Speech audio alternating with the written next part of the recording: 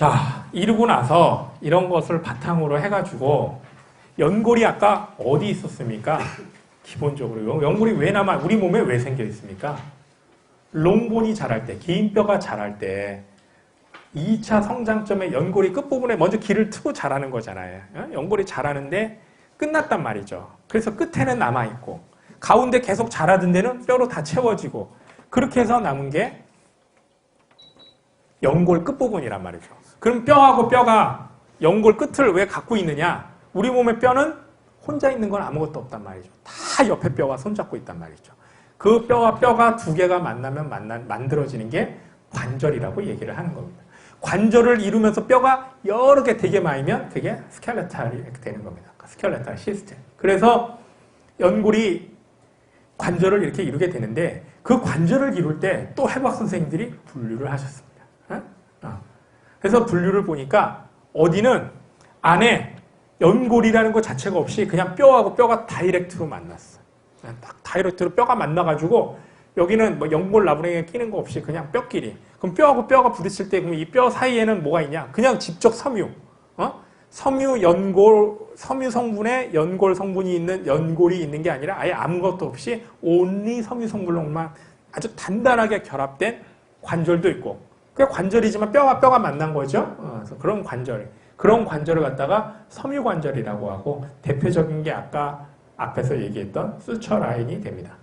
그리고 나서 두 번째는 연골이 들어가 있긴 한데 이 연골이 아까 하이알린 카틀리지처럼 된 연골도 있고 섬유 성분으로 된 연골도 있단 말이죠. 그래서 이거는 섬유 연골 결합이야. 이거는 섬유 결합이야. 섬유 결합. 이거하고 이건 다른 거란 말이죠. 그래서 분류해서 헷갈리지 마시기 바랍니다. 그래서 하나는 뼈가 있고 뼈 사이에 연골이 있는데 이 연골이 그냥 멀컹멀컹한 유리, 아까 말씀 제일 그래도 좀 순해 보이는 유리 연골이 들어가 있는 뼈하고 뼈 사이에 결합이 있더란 말이죠. 그래서 연골이 들어가 있는데 그 물컹물컹한 연골이 어디 들어가 있냐면 이 갈비뼈가 아까 복장뼈라는 데 이제 붙습니다. 등뼈하고. 거기에 이렇게 붙습니다. 그래서 뼈하고 뼈가 붙었는데 얘는 운동 범위가 좀 큽니다. 우리가 숨 쉴 때 말캉말캉하게. 그런데 섬유 연골이라는 거는 연골은 연골이라 약간의 움직임은 있는데 섬유니까 어때요? 좀 단단하단 말이죠. 그래서 아주 조금만 움직이는, 조금만 탄력을 줘야 되는 관절. 대표적인 게 여자들, 우리 골반뼈 앞에 좌우 두 개, 방광 바로 아래입니다. 여러분들 배꼽에서 주먹 하나 정도 아래 이제 방광이 있고 거기서 주먹 하나 아래 정도의 단단한 이제 뼈가 하나가 있습니다. 그 뼈 위를 만들면 소변이 마려운 거고 그 앞에 있는 뼈가 영어로 퓨빅본이라고 얘기를 하는데 이 두덩뼈라고 얘기를 하는데 우리나라 말로는 이 퓨빅본 사이가 저는 섬유 연골이라고 하는 아이스하키 할 때 그 치는 스틱 공 모양처럼 생긴 동그랗고 두께가 있는 연골 쪼가리 하나가 이렇게 딱 들어가 있습니다. 또 하나가 여러분이 대표적으로 얘기하는 척추뼈와 척추뼈 사이에 디스크라고 하는 거, 거기에도 저런 섬유성 연골판이 들어가 있습니다. 그 앞에 두 개는 이렇게 그냥 얘를 외우고 끝나고 여기에 병이 오는 경우가 극히 드뭅니다. 여러분이 그냥 일반 의사를 하시면서는 거의 보지 못하는 제일 중요한 게 뭐냐면 뼈하고 뼈가 관절을 이루어야 되는데 가까이만 있어요. 아까 지금까지 뼈들은 붙었잖아. 뼈가 붙던가 연골을 사이에 놓고 붙던가 두 개가 붙었는데 이 세 번째 관절의 분류를 보니까 뼈하고 뼈 사이가 안 붙었어. 이렇게 이게 관절이래. 그럼 얘는 일로 가고 얘는 일로 가면 어떻게 관절이 이루어지나? 연골은 갖고 있는데 연골면은 서로 관절을 이루기 위해서 연골면을 갖고 있는데 이 친구가 이렇게 떨어져 나간단 말이에요. 그럼 어떻게 됩니까? 안 된단 말이죠. 그래서 자, 이 그림에서 보듯이 여기 뼈가 하나가 있고 뼈가 하나가 있는데 연골면을 갖고 있지만 두 개가 어떠한 구조에 붙어 있지는 않습니다. 단지 테두리가 주머니, 밖에서 보면 이건 주머니를 자른 거니까 이렇게 주머니에 의해서 연결이 되어 있습니다. 그래서 구조 두 개 사이에 주머니가 이렇게 싸고 있으니까 주머니는 아주 플렉시블하죠. 그러니까 얘네들은 얼마나 자유롭게 움직이겠어요. 그래서 마구 자유롭게 움직일 수 있는 관절에 저렇게 주머니로 연결된 관절, 그 관절이 윤활관절이라고 부르고, 우리 몸의 팔다리 손가락 움직이는데 관절은 전부 다 저 윤활관절입니다. 많이 써야 사고가 납니다. 안 쓰는 거는 사고가 안 나요. 많이 쓰니까 어깨 관절이 아프고, 많이 걸어다니고 굽혔다 폈다 하니까 무릎 관절이 아프고. 여러분이 어느 관절 제일 많이 쓰겠어? 생각해봐요. 이렇게 일상생활에 보면 어깨, 무릎을 제일 많이 씁니다. 앉았다. 고관절보다도. 그 부위에 항상 그래서 문제가 생겨서 관절병원들이 항상 기술하는 게 어깨 통증, 무릎 통증 이렇게 얘기를 하는 겁니다. 이 관절들이 뼈와 뼈 사이는 이 그림에서 보시듯이 주머니로만 이렇게 연결이 되어 있습니다. 그래서 마구 움직이는데 이 마구 움직이는 정도의 차이는 주변을 덮고 있는 나중에 근육들이 어느 정도 양해를 해주느냐. 이 주머니는 쉽게 막말로 180도까지 접혔다가, 얘가 180도까지 접혔다가 이쪽 반대편으로도 180도까지 접힐 수 있지만, 실제 내부는 밖에 근육하고 주변에 어떤 뼈가 막고 있는 구조하고에 따라서 운동 범위가 120도가 될 수도 있고 110도가 될 수가 있고 90도가 될 수도 있고, 그 뒤에서 운동 범위 차이는 생깁니다. 근본적으로는 윤활관절은 주머니로 만들어진 관절을 윤활관절이다 하는 게 개념입니다. 그런데 이 윤활관절 안에는 어떠한 요소가 있냐를 이제 해부학 선생님들이 또 아나토미를 해가지고 기술을 했는데, 지금 얘기했듯이 관절이 있습니다. 뼈 끝에 관절 연골이 있고, 뼈 끝에 관절 연골이 있고, 겉에 주머니가 있습니다. 주머니. 이 주머니는 그래도 이 둘을 연결하고 있는 주머니인데 얘라도 튼튼해야지, 그래서 찢어지지 말라고 섬유성 성분으로 되어 있습니다. 그래서 파이브로스 캡슐로 된, 파이브로스 레이어를 갖고 있는, 층을 갖고 있는 주머니를 갖고 있습니다. 그런데 얘네가 자, 어디하고 연결이 되냐면 이 가운데에 있는 뼈가 이게 복장뼈입니다. 여러분이 이 보시는 이 뼈가, 긴 뼈가 이제 가운데 가슴 앞에 있는 복장뼈인데, 이 복장뼈를 영어로는 스터눔이다라고 얘기를 합니다. 일상생활에서 들을 대칭이 될 만한 말이 없어서 그냥 외워야 됩니다. 근데 이 스터넘도 여러분이 지금 이 그림에서 보면 어떠냐면 여기 금이 있습니다. 여기도 금이 있고 여기도 이렇게 선이 있습니다. 금이라고 그러니까 좀 그런데 선이 있습니다. 그래서 선을 기준으로 여기를 복장뼈의 끝부분, 여기를 몸뚱아리 부분, 여기를 손잡이 부분, 이렇게 세 개로 이름을 붙여놨습니다. 그래서 복장뼈의 손잡이 부분을 영어로 뭐라고 부르냐면 메뉴브리움이다. 스터눔의 메뉴브리움이다. 이렇게 얘기를 합니다. 메뉴가 뭐냐면 손이라는 뜻입니다. 그래서 손으로 해주는 거, 직접 해주는 게 뭐냐면 매뉴얼로 해주는 겁니다. 핸드메이드가 매뉴얼로 하는 겁니다. 매뉴얼. 그래서 손으로 어떻게 해야 되나 적어놓은 게 또 매뉴얼 책인 겁니다. 그래서 메뉴라는 그 뜻이 손으로 직접 하는, 그래서 손잡이 부분을 뜻하는 말입니다. 그래서 스터눔의 메뉴브리움이라는 데하고 클라비클의 끝, 쇄골의 끝하고 관절을 이루고 있게 됩니다. 여기는 별로 그렇게 병이 많이 생기진 않습니다. 그 다음에가 이제 문제인데, 그러면 바깥쪽으로는 또 뭐하고 관절을 이루냐면, 바깥쪽으로는 뒤에서 아까 있던 이렇게 삼각형 모양의 뼈, 아까 얘기한 스카풀라라고 하는 목에 두르는 스카프처럼 뒤에 몸뚱아리 뒤에 얹혀져 있는 이 스카풀라라고 하는 뼈에서 길게 가시처럼 생긴 게 하나 올라옵니다. 실제로는 이게 뒤에서 이렇게 딱 보면 이렇게 가시 이렇게 보이는데, 실제로는 파도 치는 거에 윗모서리 같이 보인다. 무슨 말이냐면 이게 가시처럼 바로 위에서 보면 보이지만 실제로는 아래 붙는 면이 꽤 이렇게 넓습니다. 그래서 제가 학생들한테는 이렇게 파도 치는 거에 파도의 윗모서리 같은 부분, 그 부분이 위에서 쳐다보면 이렇게 뒤에 스카풀라라는 거에 가시같이 생긴 돌기다. 뒷면에서 딱 그냥 아무것도 없이 이렇게 보면 가시처럼 보이지만 실제로 이게 시작점이 이렇게 생긴 구조물의 가시가 아니라 여기선 가시처럼 보이지만 아래 붙는 데는 조금 이렇게 삼각변을 갖고 있는 구조. 그 구조처럼 생긴 구조의 이 윗면을 쭉 따라서 뭐라고 얘기를 하냐면 스카플라의 스파인이다라고 얘기를 합니다. 스카플라에서 스파인이라는 데가 이렇게 올라오다가 끝부분에 제일 꼬다리 부분이 높은 데를 갖다가 이름을 하나 더 갖습니다. 스카플라의 스파인의 맨 끝에 부분을 갖다가 아크로미온이라고 아크로라는 말을 붙입니다. 아크로라는 말이 꼭대기라는 말입니다. 꼭대기. 아크로라는 말이 꼭대기가 되는데, 자, 스카플라라고 하는 뼈는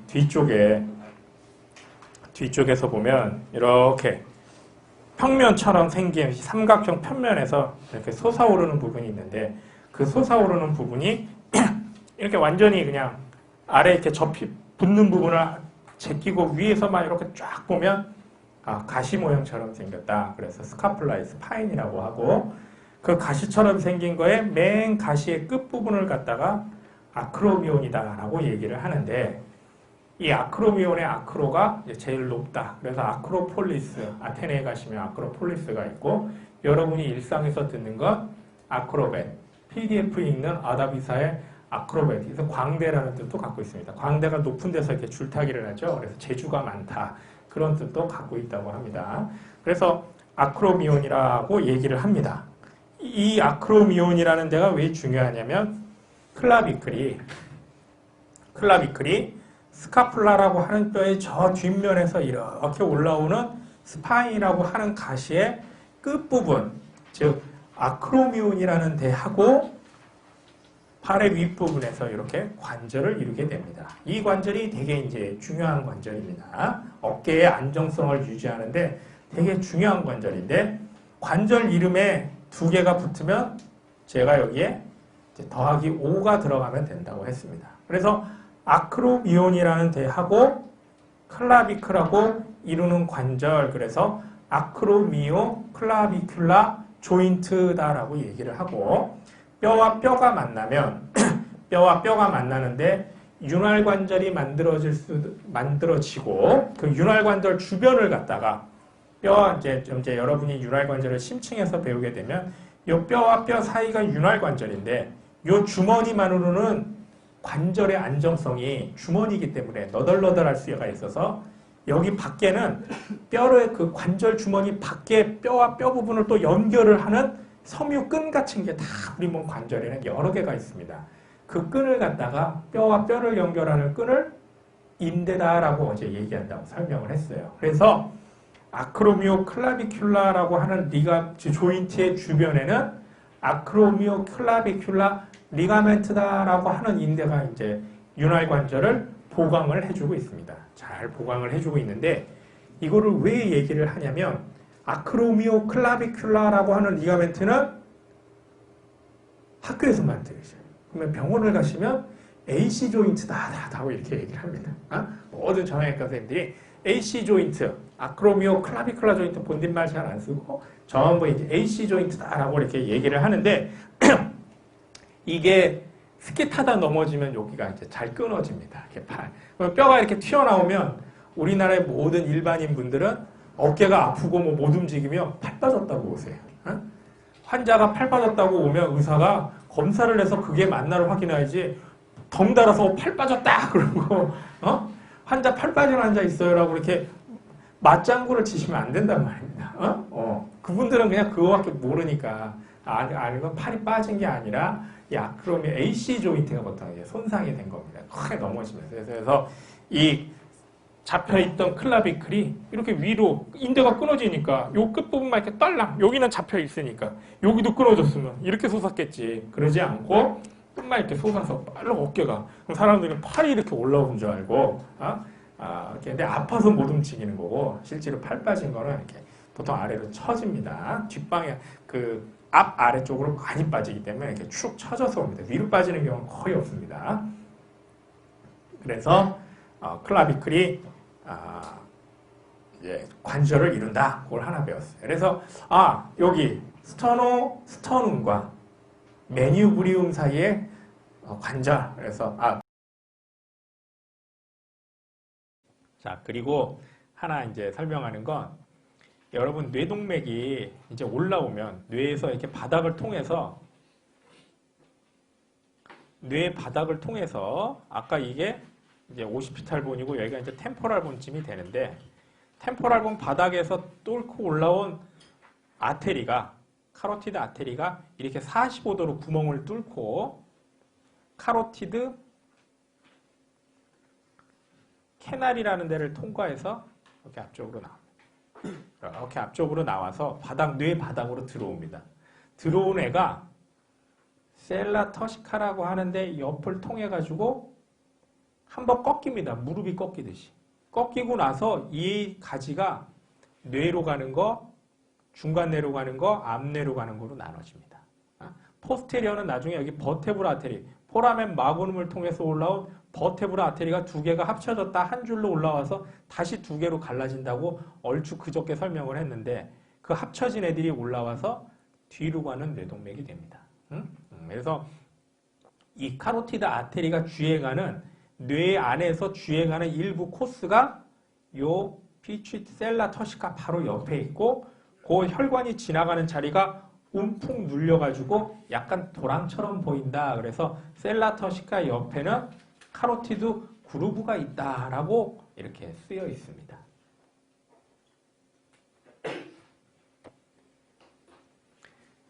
그 다음에 이게 이제 보이는 이 모든 구멍이 아까 지금 뭐 했던 구멍입니까? 여러분과 같이 몇 번이고 얘기를 했던 이제 구멍들이 되겠습니다. 자, 그 중에서 마지막 이제 하나 설명 안 했던 게 뭐냐면 여기 있는 이 구멍입니다. 바닥에서 보였던 이 구멍을 아까 얘기를 안 했었는데 이 구멍이 무슨 구멍이냐면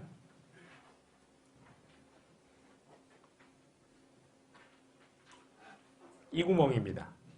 여기 보이면 이게 클리노이드 프로세스고 가운데 가까운 게 옵틱 캐날이고 옵틱 캐날보다 이 아래 지금 가려가지고 안테리어 클리노이드 프로세스에 가려서 안 보이는 이 옵틱 캐날의 바깥쪽에 있는 게 스페리어 오비탈 피셔고 그 스페리어 오비탈 피셔보다 약간 아래 눈보다 아래면 광대뼈가 됩니다. 광대뼈로 가는 뭐가 지나가는 구조? V2 구조가 지나가기 위한 포라멘 오발레. 포라멘 로툰드. 로툰드 옆에 바닥으로 닭이 계란을 낳으면 바닥으로 떨어지잖아요. 그래서 둥근 타원 모양의 구멍이 포라멘 오발레인데 이렇게 보면 구멍들이 쭈루루 보이는데 여기 맨 뒤쪽에 또 무슨 구멍이 하나 보입니다. 근데 이 구멍이 잘 보면 이 구멍이 예쁜 구멍이 아니고 이 구멍이 잘 보면 그게 약간 지그재그 구멍입니다. 이 구멍은 무슨 구멍이냐면 뼈가 없어가지고 하나님께서 인간을 만드실 때 여기는 그냥 뼈가 모자라서 대충 넘어간 구멍입니다. 그래서 아무것도 없이 뼈가 모자라서 그냥 남은 구멍입니다. 뼈 사이에. 뭐 지나가는 것도 없고 아무것도 없습니다. 그래서 살아있는 사람은 포라멘 그 찢어진 구멍이 미처 다 보강을 못했던 찢어진 구멍이 섬유로 그냥 막혀 있습니다. 대충. 뼈가 없으니까 하나님께서 그냥 섬유 풀칠로 대충 막아 놓으셨습니다. 아무 문제는 없습니다. 그리고 아까 얘기했던 이 템포랄본 쪽에 카로티드 아테리가 이제 튀어나오는 구멍이 있습니다. 그래서 카로티드 아테리가 목의 정맥으로 이렇게 동맥으로 들어가서 길을 뚫고 이렇게 45도로 뚫고 여기서 들어와서 45도로 주행을 한 다음에 이 셀라 터시카 뒤쪽에서 이렇게 딱 나옵니다. 이야, 드디어 뇌다. 우리 처음에 일로 나갈 걸 왜 이렇게 엉뚱하게 방향을 잘못했을까 해가지고 뇌 안쪽으로 나와서 셀라 터시카 옆까지 달려서 한번 방향을 틀어서 이제 중뇌동맥, 전뇌동맥, 앞뇌동맥, 중간 뇌동맥으로 나눠지게 됩니다. 자, 그래서 이러한 내용을 이제 하나하나 읽어보면서 정리를 하고 그 정리를 할 때 이제 지금 얘기했던 게 이제 3D로 좀 안 보이면 헷갈리니까 또 여러분한테 이제 이런 거를 이렇게 다 이렇게 여러분이 하나하나 이렇게 좀 돌려가면서 이게 아까 말했던 게 그거지. 맞아. 여기가 안테리어 클리노이드 프로세스의 안쪽인 옵틱 캐날이겠구만. 그리고 그 아래 보이는 게 아, 맞아요. 여기가 아래로 떨어지는 포라멘, 뭐, 오발레겠구만. 이런 구멍들을 보시라고, 이게 다 이제 이거를, 열심히 찍어 놨으니까 참고를 해서 보시기 바랍니다. 뒤쪽에, 여기를 클리부스라고 합니다. 클리부스를 경계라고, 그러니까 경사진 그런 뜻인데, 클리부스는